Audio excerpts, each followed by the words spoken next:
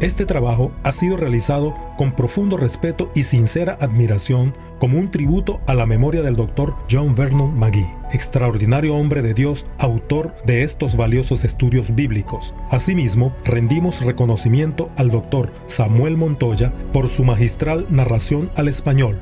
Juntos han permitido que la luz de la palabra de Dios trascienda fronteras.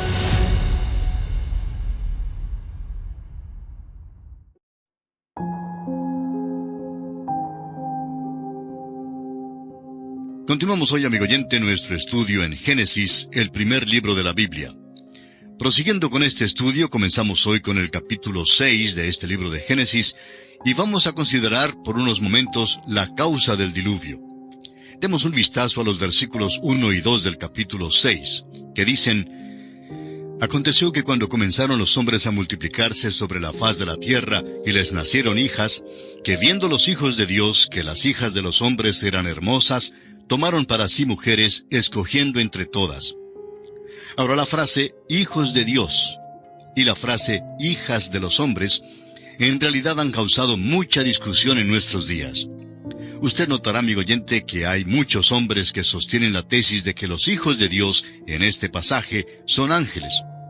Bueno, personalmente no podemos aceptar esta teoría de ninguna manera. Reconocemos que hay una gran cantidad de profesores en los seminarios bíblicos que enseñan que fueron ángeles. Y reconocemos también que muchos de los expositores en nuestros días sostienen esta teoría. Pero no podemos aceptarla porque si fueran ángeles, es decir, ángeles buenos, no cometerían este pecado. Y por otra parte, si fueran ángeles malos, no se les llamaría aquí hijos de Dios.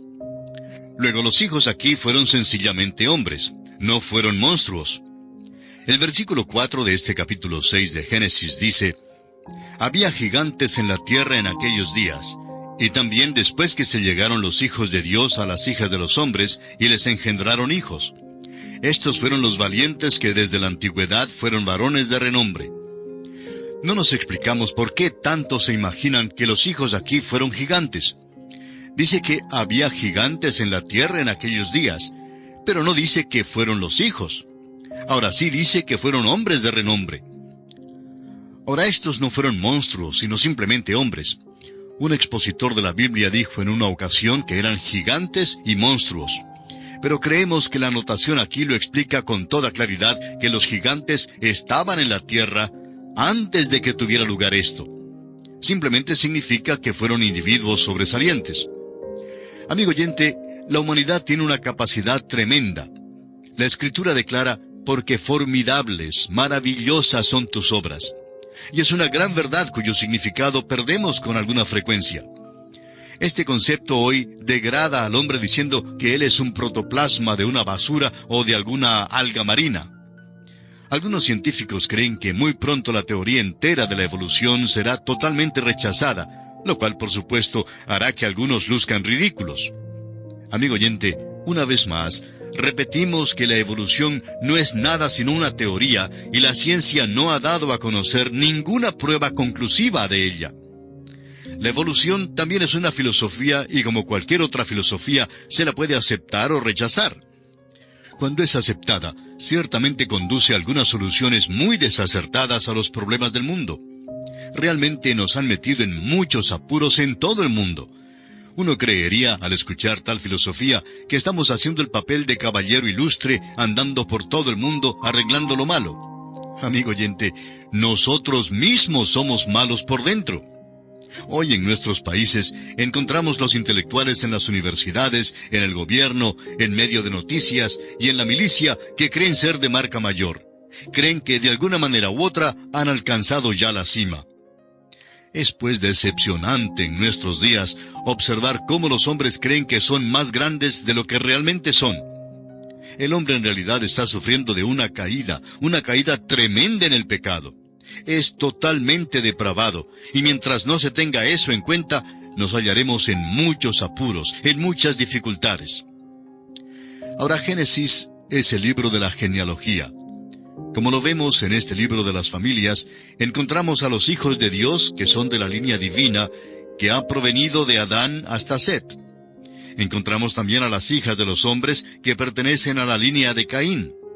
las dos líneas se entremezclaron y hubo matrimonios mezclados entre las líneas hasta que por fin la línea entera fue totalmente depravada.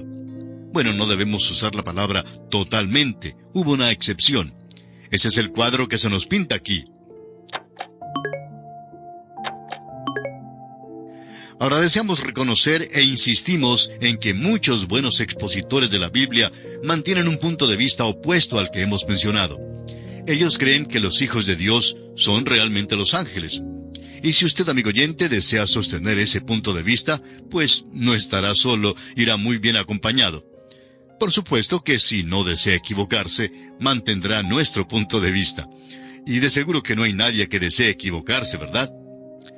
Bien, quisiéramos ahora decir que esperamos que seamos buenos amigos, no importa el criterio que mantengamos. Amigo oyente, es simplemente una cuestión de interpretación y nada tiene que ver con si cree en la Biblia o no la cree. Es cuestión de interpretación de la Biblia. Volvamos ahora al versículo 3 de este capítulo 6 de Génesis, donde dice: Y dijo Jehová, no contenderá mi espíritu con el hombre para siempre, porque ciertamente él es carne, mas serán sus días 120 años. Creemos que Noé predicaba por 120 años, y que durante aquel tiempo el Espíritu de Dios contendía con los hombres. El apóstol Pedro lo expresa con toda claridad de que fue en los días de Noé cuando el Espíritu de Dios contendía con los hombres para llevarlos a Dios. El apóstol Pedro dice en su primera carta, capítulo 3, versículos 18 al 20, porque también Cristo padeció una sola vez por los pecados, el justo por los injustos, para llevarnos a Dios, siendo la verdad muerto en la carne, pero vivificado en espíritu, en el cual también fue y predicó a los espíritus encarcelados, los que en otro tiempo desobedecieron, cuando una vez esperaba la paciencia de Dios en los días de Noé, mientras se preparaba el arca, en la cual pocas personas, es decir, 8, fueron salvadas por agua. Ellos estaban encarcelados cuando Pedro escribió estas palabras, pero cuando se les predicó fue en los días de Noé. Fueron desobedientes durante el tiempo de la paciencia de Dios antes del diluvio. Eso fue durante esos 120 años en la época de Noé. Ahora, ¿cuál era la condición en la tierra en aquel entonces? Se nos declara esta condición y se nos da la causa por la cual Dios envió el juicio del diluvio. El versículo 5 de Génesis 6 dice: Y vio Jehová que la maldad de los hombres era mucha en la tierra, y que todo designio de los pensamientos del corazón de ellos era de continuo solamente el mal. Hay 4 palabras aquí que deben ser subrayadas. En primer lugar, la palabra mucha, donde dice, la maldad de los hombres era mucha. En segundo lugar, la palabra todo, donde dice, todo designio de los pensamientos del corazón de ellos era de continuo solamente el mal. La tercera y la cuarta palabra son de continuo y solamente. Piénselo bien, amigo oyente. Esa fue la condición que Dios observó en la tierra. Los versículos 6 y 7 de Génesis 6 continúan diciendo, Y se arrepintió Jehová de haber hecho hombre en la tierra, y le dolió en su corazón. Y dijo Jehová, Raeré de sobre la faz de la tierra a los hombres que he creado, desde el hombre hasta la bestia, y hasta el reptil y las aves del cielo, pues me arrepiento de haberlos hecho. Y se arrepintió Jehová. La corrupción del hombre hizo arrepentirse al Señor. Parece que Dios cambió de idea. Creó al hombre y ahora parece que va a destruirlo. Fíjese usted que destruirá los animales terrestres, pero no menciona a los peces. Pues va a venir un diluvio, y los peces ya viven en el agua, y Dios enviará más agua. Consideremos ahora la liberación de Dios del juicio del diluvio. Los versículos 8 y 9 dicen, Pero Noé halló gracia ante los ojos de Jehová. Estas son las generaciones de Noé. Noé, varón justo, era perfecto en sus generaciones. Con Dios caminó Noé.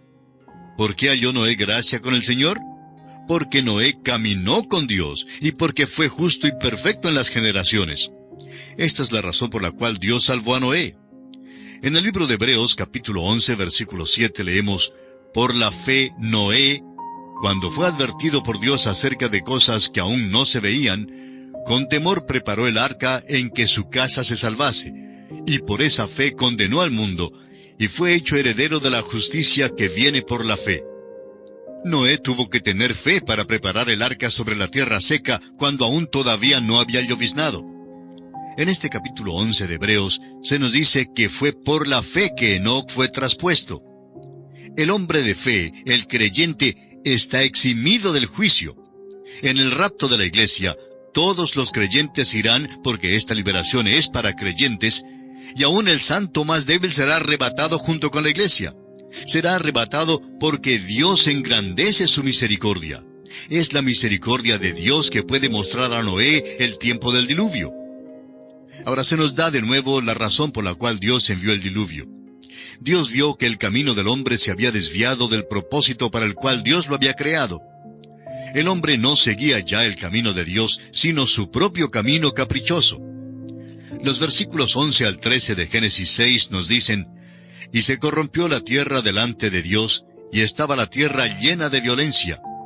Y miró Dios la tierra, y he aquí que estaba corrompida, porque toda carne había corrompido su camino sobre la tierra. Dijo pues Dios a Noé: He decidido el fin de todo ser, porque la tierra está llena de violencia a causa de ellos, y he aquí que yo los destruiré con la tierra». Vamos a mencionar algunas cosas aquí al examinar las razones por las cuales Dios juzgó a la tierra con un diluvio. Dios había dado al hombre la promesa de un Redentor, y le había dicho que un Salvador vendría a la tierra.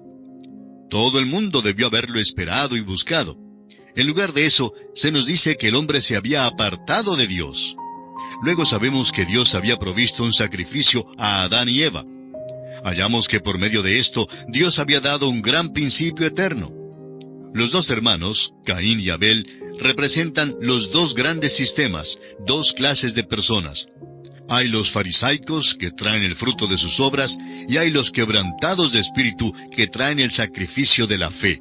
Son los perdidos y los salvados. El profesor formal y el creyente sincero. Los dos tipos estuvieron presentes en la raza humana en el tiempo del diluvio.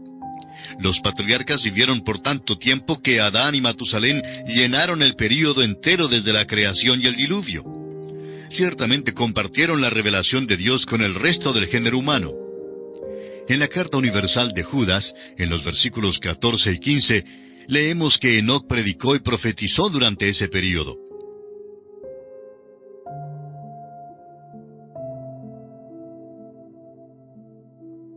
También el apóstol Pedro, en su segunda carta, capítulo 2, versículo 5, declara que Noé fue predicador de justicia. Dio testimonio de su fe construyendo el arca. Los hombres ya habrían sabido que Enoc había desaparecido. Eso debe haberlos puesto sobre aviso. Sabían el significado del nombre de Matusalén. De modo que, cuando murió, deben haber sabido que algo iba a suceder. Luego tenemos el ministerio del Espíritu Santo. Dios dice en el versículo 3 de Génesis, capítulo 6, «No contenderá mi espíritu con el hombre para siempre».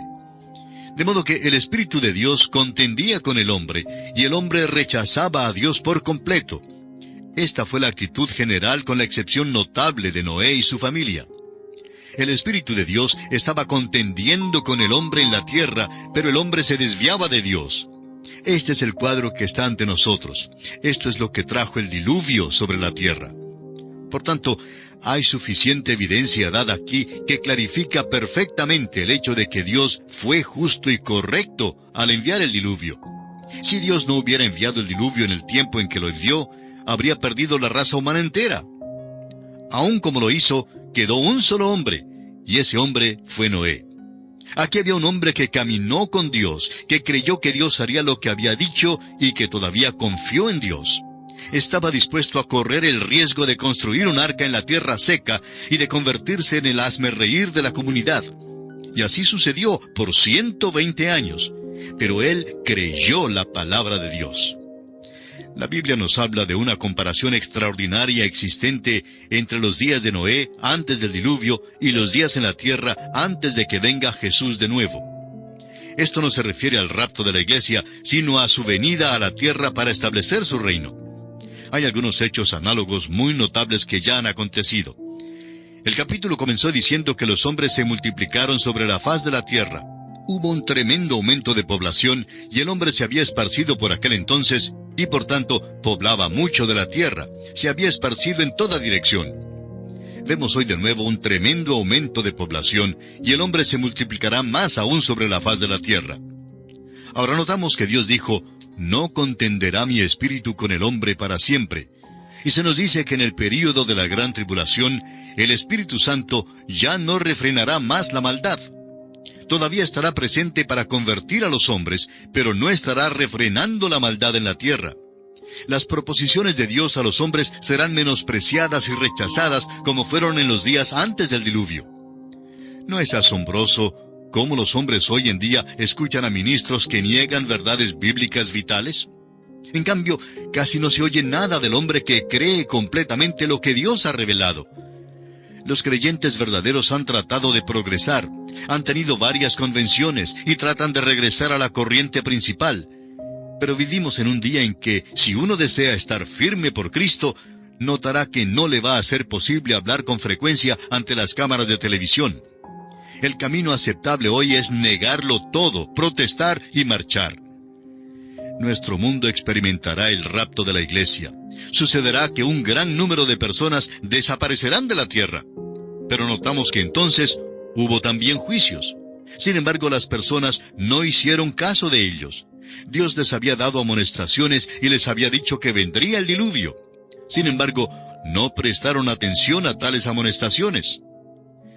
Veamos ahora las instrucciones que fueron dadas a Noé para la construcción del arca. En el versículo 14 de este capítulo 6 de Génesis, Dios dice a Noé, «Hazte un arca de madera de gofer, harás aposentos en el arca y la calafatearás con brea por dentro y por fuera». Aún al hacer este preparativo, Dios estaba dando a los hombres bastante oportunidad. El gofer es una madera indestructible y muy semejante a la madera del pino gigantesco. La palabra aposento sugiere la idea de nido. El elefante tendría necesidad de un aposento, pero el topo se contentaría con un poquito de polvo en un rinconcito. Eso es todo lo que necesitaría. Debía pues hacerla impermeable con brea por dentro y por fuera. Ahora leemos en el versículo 15, «Y de esta manera la harás. De 300 codos la longitud del arca, de 50 codos su anchura, y de 30 codos su altura». Lamentablemente, la impresión del arca que tienen muchas personas es la que recibieron al ver unos cuadros de ella, que la hace parecer como un barco vivienda. Pero creemos que ese es un tipo de farsa ridícula. Es una caricatura realmente del arca en vez de ser un cuadro de ella como realmente fue. En primer lugar, el arca fue una construcción de tamaño adecuado. El codo tiene aproximadamente 42 centímetros de longitud. Se nos dice que tuvo 300 codos de longitud, y por tanto fue una construcción algo grande. Surge la pregunta, ¿cómo es que pudieron construirla segura en aquel tiempo? Amigo oyente, no estamos estudiando a los cavernícolas. Noé fue un hombre muy inteligente. Toda la inteligencia que tiene la raza humana hoy tuvo que provenir de este hombre, Noé, porque fue muy inteligente. No estaba edificando un transatlántico de esos que resisten las olas enormes. Todo lo que hizo fue construir un lugar para la vida, animal y humana, para que se quedara allí por un largo tiempo. Debía permanecer en ella esperando la terminación del diluvio. Por esa razón, no necesitó los planos de un transatlántico. Pero este plan daría todo el espacio necesario para el uso que Dios intentaba darle. Ahora notemos que el arca tenía unos 138,5 metros de longitud. Era un arca larga, pero lo interesante es la dimensión relativa del arca. Un acorazado de los Estados Unidos, el Nuevo México, tenía 192 metros de longitud, 32 3/4 metros de anchura y un calado máximo de 9 metros. Al comparar estas cifras con las del arca, encontraremos que las dimensiones son más o menos iguales. Por tanto, no era un barco que se viera ridículo de ninguna manera. Ahora el versículo 16 nos dice, «Una ventana harás al arca, y la acabarás a un codo de elevación por la parte de arriba, y pondrás la puerta del arca a su lado, y le harás piso bajo, segundo y tercero». En lo alto del arca había una ventana de un codo de elevación, y daba la vuelta al arca. Ahora la parte superior debe haber sobrepasado un poco. En estos días, ese es el modo que se emplea para la ventilación de un gimnasio, por ejemplo. Ahora notemos que el arca tenía una sola puerta, y esto es de importancia. Cristo nos dice que Él es la puerta del redil. Hay un solo camino. Cristo también es la puerta en el arca. Había 3 pisos en el arca, y uno preguntará si había una puerta en cada piso. Bueno, personalmente creemos que hubo solamente una puerta en el arca y no una en cada piso. Pero francamente creemos que es un detalle sin importancia. Ahora el versículo 17 dice, «He aquí que yo traigo un diluvio de aguas sobre la tierra para destruir toda carne en que haya espíritu de vida debajo del cielo. Todo lo que hay en la tierra morirá». Dios está trayendo un juicio sobre la tierra, un juicio que incluiría toda vida animal, tanto a las aves como a los hombres. Prosigamos ahora con los versículos 18 al 20, que dicen, «Mas estableceré mi pacto contigo, y entrarás en el arca tú, tus hijos, tu mujer, y las mujeres de tus hijos contigo. Y de todo lo que vive, de toda carne, 2 de cada especie meterás en el arca, para que tengan vida contigo, macho y hembra serán. De las aves según su especie, y de las bestias según su especie, de todo reptil de la tierra según su especie, 2 de cada especie entrarán contigo, para que tengan vida». Ahora esto quiere decir que Noé tomó 2 ejemplares de cada especie para entrar en el arca. Otra cosa digna de mencionar aquí es que Noé no fue cazador de animales. Él no salió a buscar a los animales, sino que ellos vinieron a él. Nos lo dice específicamente y vamos a ver esto en nuestro próximo programa. Ahora, ¿por qué los animales vinieron a Noé? Bueno, porque cuando un animal sabe mediante alguna intuición que está en peligro, viene al hombre. La Biblia nos dice que los animales vinieron a Noé. Ahora, en los versículos 21 y 22, los versículos finales de este capítulo 6, Dios hace la provisión para el alimento de todas estas especies.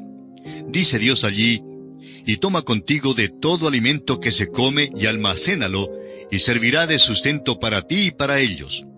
Y lo hizo así Noé, hizo conforme a todo lo que Dios le mandó.